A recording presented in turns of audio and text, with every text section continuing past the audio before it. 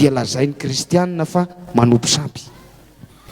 Miaraba asika rehetrarehetra tratry ny taom-baovao malagasy hitondra soa fanambinana ao asika ny taona vaovao.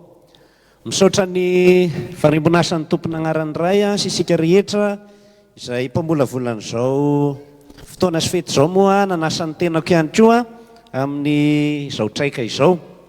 Ararodiko eto alohan'ny amalinan'ireo fanontaniana moa mba hitondra fanazavana satria mety hanampy asika amin'ny fanehoan-kevitra rehefa avy eo amin'ity fakakevitra ity, satria raha mandray ambolony isika dia mety hamarina ny firenena kady ndray mandeha koa, fa sy mako ny hevitry ny be sy ny maro dia marina aby, fa ilaina koa ny manampy asika hanana fomba fijery mbaraka ny tokony ho izy. Dia mba hitondra fanamariana anararoatra aho makasika an'izay. Ny kolontsaina zany anisany ataoko hoe eo am-pandrenesana ny hoe ao amin'ny kolontsaina hidiran'ny resaka fanavaozana, izay teny izay aloha zany amin'ny voalohany dia avy hatrany dia mahatonga hoe amin'ny maha-kolontsaina azy ane io mampitohy atsika amin'ny tany amin'ny farany izay tratratsika ny tantara sy ny fombafomba. Dia voalohany aloha zany hoe tokony tsy ho voakasika amin'ny hoe fanavaozana lay voatoatin'ny kolontsaina na hamorona zavatra vaovao, satria lasa sy kolontsaina vaovao ifandraisantsika amin'ny razana sy ny razambe io fa ataontsika hoe zany tsika mamorona zavatra vaovao. Na izany aza nefa zay tsy midika hoe tsy mila fanavaozana ny zavatra sasany, fa na ny Eglizy Katolika aza indrindra amin'ny Konsily Vatikanina faharoa moa zany no ataoko hoe fotom-pampianarana tena iainana ankehitriny dia anisan'ny mamerimberina hoe ny kolontsaina dia efa misy any amin'ny firenena rehetra any, ary tena mahazo tehaka avy amin'ny Eglizy izay kolontsaina rehetra mampiroborobo ny firaisan-kina, fihavanana, firahalahiana, fitandrovana ny aina ary fanasoavana ny fiarahamonina. Fa misy ny ray nefa kolontsaina na ny fombafomba izay atao mety hoe vao maika mamatotra ny olona, mampifanavakavaka ny olona, misy olona sasany voahilitra na atao tsindrofa lavo mandra-pahafaty dia ireny ny lavon'ny Eglizy. Ka eo zany ilaina le fanavaozana mba hijery hoe inona marina ny kolontsaina, miato fahendrena, manampy ny olona hivelatra, tena hivelatra izy sy hirahihina ary ny fiarovana ny aina ny soatoavina farany ambony indrindra. Ka izay kolontsaina rehetra mamono olona na kolaka na vatana dia kolontsaina lavon'ny Eglizy. Dia izay zany fanamarina, ilaina ny fanavaozana fa nefa tsy hoe ny kolontsaina ny hoe inona ndray ary hanaovantsika an'ity zavatra. Izay zany fanamarihana voalohany. Ka ny Eglizy dia manadio manamafy sy manohana ny kolontsaina ary manandratra izay efa misy fahendrena. Dia amin'izao resako izao zany valin'ny fanontaniana teo dia hoe manompo sampy ve isika amin'ireo fomba, tsy hoe ny natao teto Androany ihany fa be dia be ny fombafomba izay ataontsika ireny fomba ireny moa zany atao hoe rite zany, dia miala amin'ilay tontolo-piainana andavanandro rehefa miditra amina tontolo hafa tena hoe le tena ifaharan'ny fiainana, fifandraisantsika amin'ny Zanahary, fifandraisantsika amin'ireo razambe. Dia eo aloha tonga dia manazava aho sy hoe hevitra katolika ihany no entiko eto fa tena nilazain'ny Baiboly misy ny tenenitra ho an'ny finoana kristianina sy ny finoana ny Baiboly tsy maty aby akory ny olona rehetra io misy tena maty, satria ny fahafatesana ara-Baiboly dia tsy ny hoe miala ny aina dia levy ny aloha lasa vovoka, fa ny fahafatesana dia ny fahafatesana eritreritra, ny fahafatesam-panahy. Henonareo zany amin'ny resaka fanoharana momba le zazam-pandany, maty le zaza satria nanaonao foana, nanao ny tsy fanao maty reny olo reny. Fa ny razambetsika izay atsoina ohatra amin'le anso teo ray aman-dreny nanao soa, napita aina, nitaiza zanaka, velona ara-panahy ireny. Ary Jesosy manamafy an'izany hoe izay mino ahy na dia hita maso hoe maty aza tsy ho faty mandrakizay, velona mandrakizay. Ka nahoana moa tsika zao mifampiresaka eto, mifampiaso perla rafity, peranona, afaka normal mifampiaso, dia nahoana ny sahasoana izy rehefa sainy koa fa naleviny, satria tsy maty akory ireny heveritsika hoe maty ireny fa velona izy. Tsy eto no hagnazavantsika ny andinin-tsoratra masina momba an'izany fa zay zany no antony hoe azo atao tsara ny miantso. Ary nao misoratra masina aza dia hoe tsika dia voahodidina vavolombelona zavotany dia manodidina ny seza fiandrianan'Andriamanitra daholo any fanahin'ireo olona maro dia maro ireo efa voasoratra ny an-danitra ny anarany. Ka tsy voatery hoe ireo olo masina kalazaina amin'ny kalandreo masinda zao sy masinda zao ihany no any akaikin'Andriamanitra, fa ny tsara sitrapo rehetra ihany koa. Zay zany fanazavana mahakasika an'iny. Idirako kely ihany mahakasika ny atao hoe fanompoana sampy. Ity fomba fihevitra ty na tonga ny kolosaina simba dia tahaka izao. Ialana tsiny fa rehefa miresaka tantara asika zany dia tsisy hoe fiandaniana asina roana hoe manasoketana tsy maintsy mahateny zavatra aza amin'ny tantara. Rehefa tonga teto Madagasikara ny missionnaire protestante voalohany tamin'ny andron-dradama voalohany, dia rehefa tonga teto zareo dia anisany nandika ny baiboly amin'ny teny malagasy ary noheverina ho sampy daholo izay fombafomba rehetrarehetra tahaka izany. Ka tena sarotiny zany tamin'ny fandravana sampy ny missiona protestante. Ny vanim-potoana Ntaolo moa dia nifarana tamin'ny fomba ofisialy tamin'ny 7 desambra 2020 tamin'ny nampidirana ny alfabe malagasy. Io zany le hoe vanim-potoana Ntaolo fantatsika amin'ny tantara 7 desambra 2020. Ka nanomboka tamin'io daty io zany nahazo lakana tany amin'ny sekoly ny fampianarana ny baiboly sy ny finoana, dia noheverina hoe izay rehetra fombafomba gasy rehetra manontolo ny fiatsoana razana, ny fikikisana azo manga, fitandremana fady isan-karazan'ireo dia noheverina hoe mifanohitra amin'ny finoana.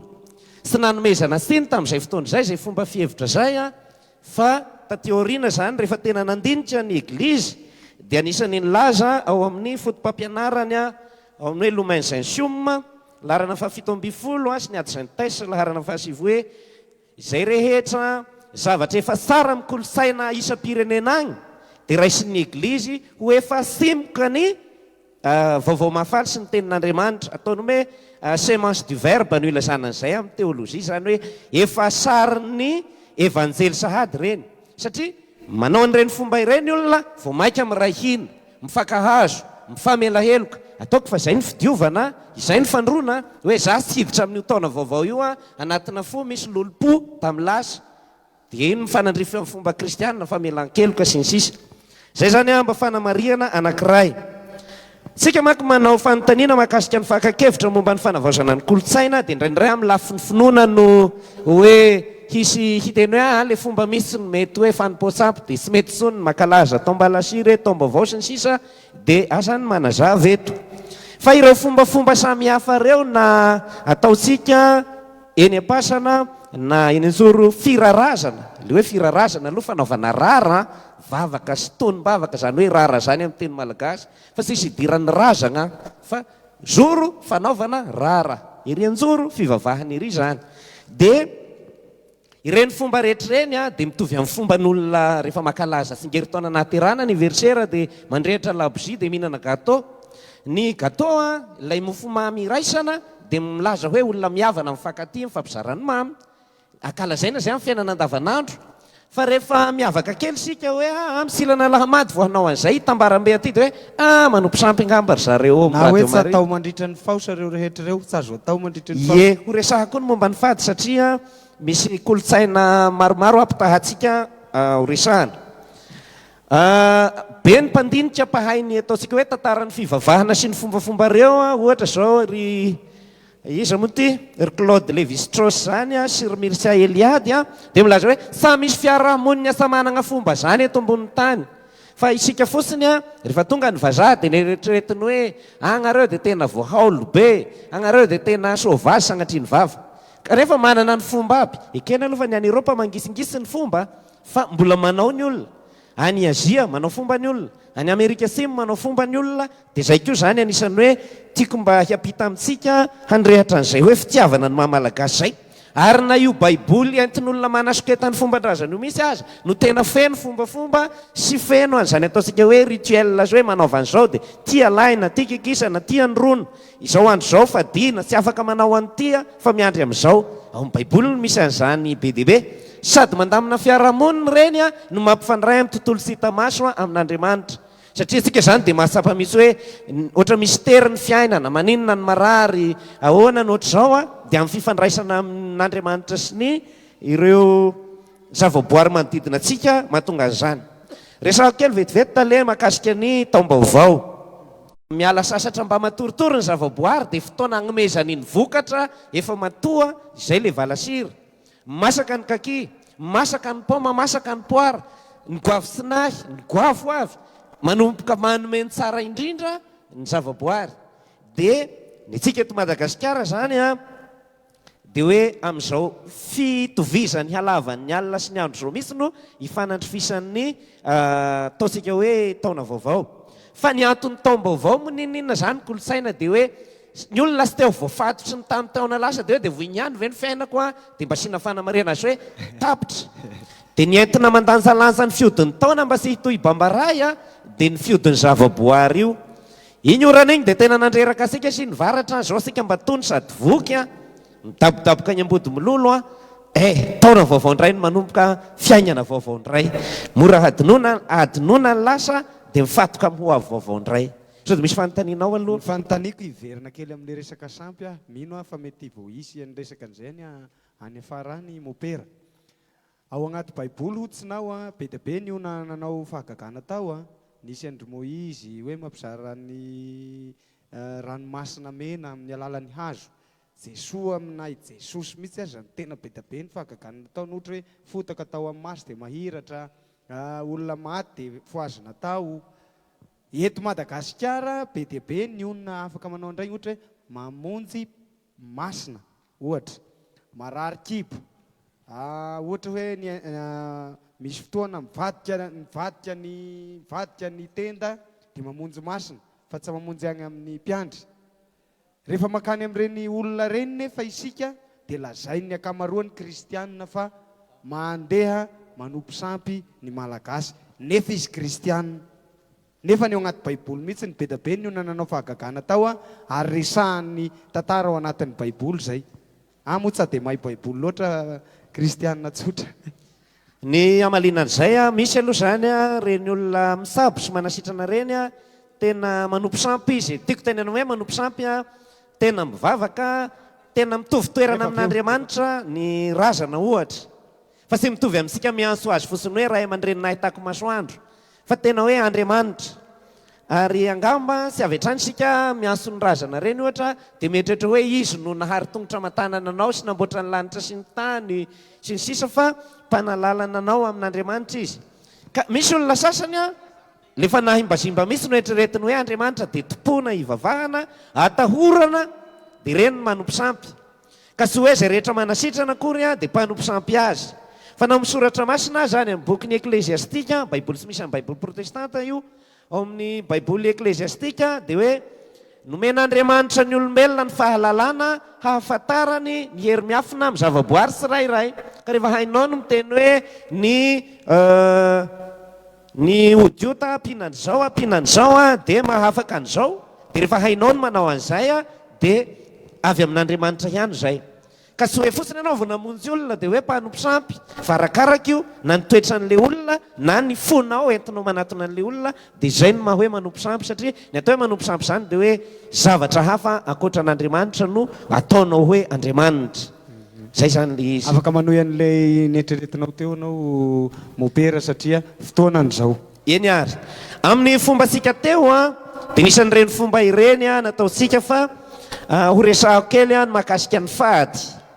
Ny fiarahamonina rehetra dia samy manana ny fadiny avokoa, fa raha vao tsy misy ny fady dia dikan'izay samy manao izay tiany atao a dia indraindray a mihoatra ny sipika mena sy azo ioarana dia mamono tena na mianso loza ho an'ilay fomba fiteny le foko zany re ohatra amin'ny antropolojia ny atao hoe foko zany a sy le resaka hoe foko 12 eto amintsika fa lay mpiray tanàna ray foko zany ny ray fianakaviana dia miteraka loza ho an'ny fianakaviana ny fanotana ny atao hoe fadin-drazana. Ny Ntaolo a tsy isy dikany tsony ny fady raha ohatra hoe fady ny manao an'izao a fa lasa ohatr'izao, fa lazanakabeny zany mba misy zavatra voarara eo amin'ny fiainana. Dia ireny fady reny a dia anisan'ny ataontsika hoe ikenrena ny fiarovana ny aina, izay ihany nahatonga ny Ntaolo nanao fady fiarovana ny aina ny antony. Eo ihany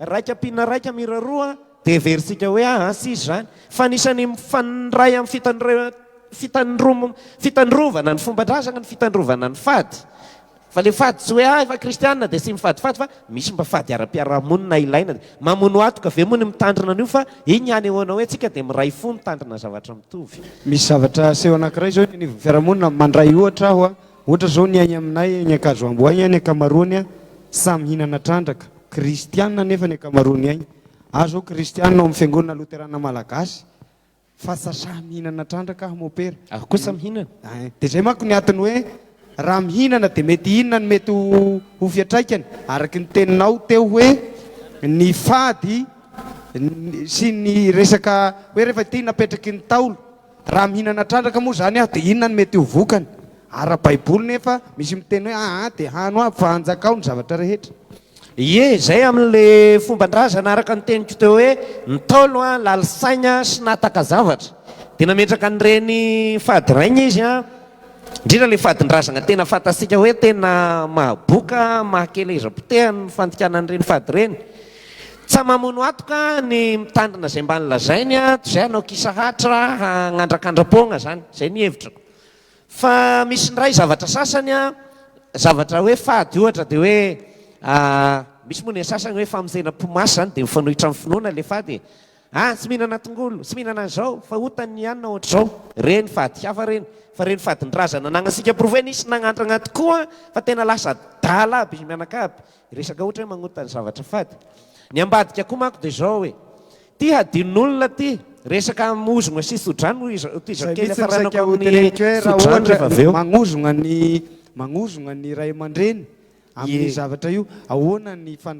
fanazavany mopera zany manoloana ny ozogna sy ny finoana azy io tokony ho lavalava any amin'ny fandaharana any amin'ny radio anaovana aloha hevitra misy ny mahakasika ny sodrano sy ny ozogna mpagnategnako anareo fa rehefa vita ny fandaharana homaniko amin'izao dia hiditra amin'izay satria lava dia lasa raisitsika amin'ny tapany le zavatra zavaina fa ny zavatra tiako tenenina fosiny zany dia hoe tena napetraka Andriamanitra amin'ny olombelona ny sodrano hoe afaka magnozogna anao na afaka misodrano ao amin'ny soratra masina sy nomanitro mako dia sy tadidiko ny andininy fa misy mazava misy miteny hoe aza omenao alalana hagnozogna anao namanao satria tena manao fagnahiniana misy ianao zany manao zavatra mampaharary ny fony hafa ny zavatra mba mahadiso hoe dia mba mifona anao rehefa avy eo satria fomba ny olombelona ny diso sy solavaka fa misy tena manao kisahatra misy tena manao zavatra mampalahelo olona dia voazogna anao dia Andriamanitra ny nagnome alalana azy sy hagnozogna anao dia anisan'ny zava-dehibe manko ny lanjany teny zany ho asika mpandala ny kolosaina nao misoratra masina dia ny teny mahary zay le atao hoe parole créative na hoe manana an'izay asa performative zay ny teny zany hoe miteny Andriamanitra dia misy akony zay ary Andriamanitra miteny hoe ny teny tsy miverina amity foana fa iny teny iny tsy maintsy misy akony iny dia ohatr'izay koa ny teny ataon'ny ray aman-dreny teny ataon'ny ray aman-dreny io zay tonga dia magnihotry na sara na rasy fa ny soratra masina ihany nefa no miteny hoe ny ozogna kosa nefa dia sy mandaitra raha ohatra ka sy mendrika le olona hozongona ny ozogna omena azy fa ny ozogna matoa mandaitra dia mendrika anao tokoa zany le izy zay mazava eny ary mopera ny fotoana mandeha aleo zay aloha ny anao rehefa avy eo mbola ho be dia be ny